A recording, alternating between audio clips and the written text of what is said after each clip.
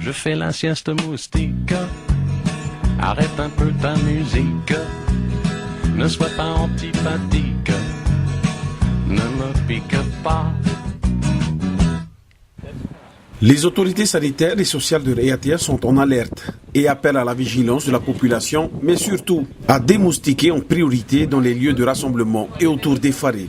Aujourd'hui, on est là pour former les agents communaux au dégitage et à la sensibilisation de la population. C'est beaucoup plus efficace d'abord, en premier lieu, avant de pulvériser. Sachant que, en fait, dans le cas de la pulvérisation, on pulvérise quand c'est nécessaire. C'est-à-dire quand on a des cas déclarés ou quand il y a une grande quantité de moustiques présents et recensés. En effet, depuis l'annonce par la veille sanitaire d'un deuxième cas autochtone de dengue de type 2 à Raiatea, une mauvaise nouvelle qui survient seulement quelques jours après l'annonce du premier cas découvert le 8 juin dernier, toujours sur l'île Sacrée, les autorités sanitaires ont donc tout naturellement suivi avec attention si un nouveau cas se déclarait. Ce second cas laisse craindre une épidémie grande ampleur. Avec la commune, on forme des équipes qui pourront intervenir sur le terrain et nous, on est en relation avec eux. Et la commune pourra être vraiment au contact de la population, aller dégiter dans les endroits les plus importants, c'est-à-dire les lieux de rassemblement, les écoles pour les enfants, les pureras, les églises et tout, sur la commune, sur le territoire communal, les lieux, le heiva aussi. Et donc voilà, en priorité sur les lieux de rassemblement et ensuite dans les quartiers, dans les maisons, voilà. Vous l'avez compris, si la pulvérisation atteint uniquement le moustique en plein vol, il restera toujours des larves qui, elles, n'ont pas été détruites à la base, c'est-à-dire au niveau des gîtes à moustiques.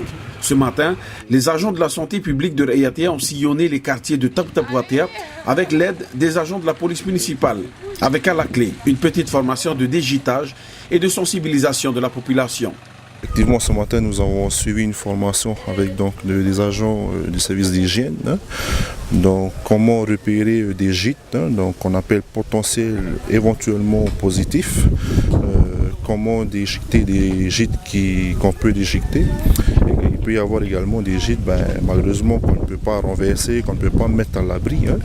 Donc à ce moment-là, les agents d'hygiène nous ont mis à disposition un produit. Donc il suffira juste de pulvériser ce produit à l'intérieur. Mais ce produit-là, il faut bien l'informer, il va tuer uniquement les larves. Et non. Donc ce n'est pas un produit nocif pour la santé des gens? Non plus, ce n'est pas un produit qui est nocif, ce n'est pas dangereux.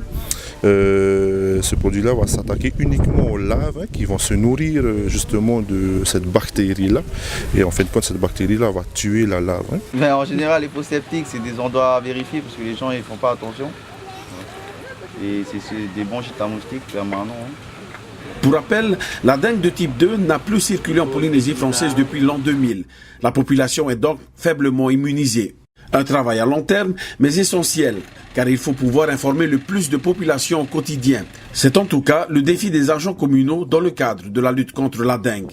Déjà donc sur le plan de la police de la proximité, donc en plus de ça, s'ajoutera également alors la partie information auprès de la population, auquel nous sommes tout le temps en contact, notamment par la distribution des courriers presque une fois par semaine, voire 2 fois par semaine. Donc en plus de ça, s'ajoutera alors l'information auprès de la population, comment déjecter, les gestes à tenir. Selon la veille sanitaire, voici donc quelques conseils à suivre pour limiter la survenue de nouveaux cas de dengue.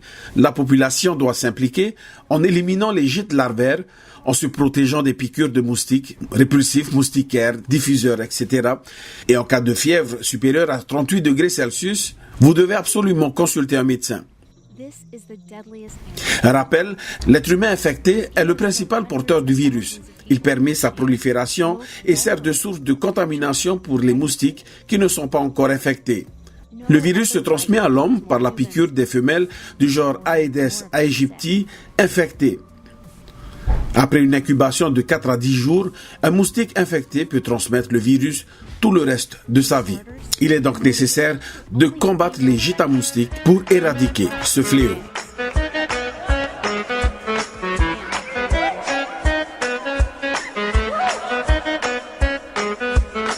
No me moleste mosquito, no me moleste mosquito, no me moleste mosquito. Retourne chez toi.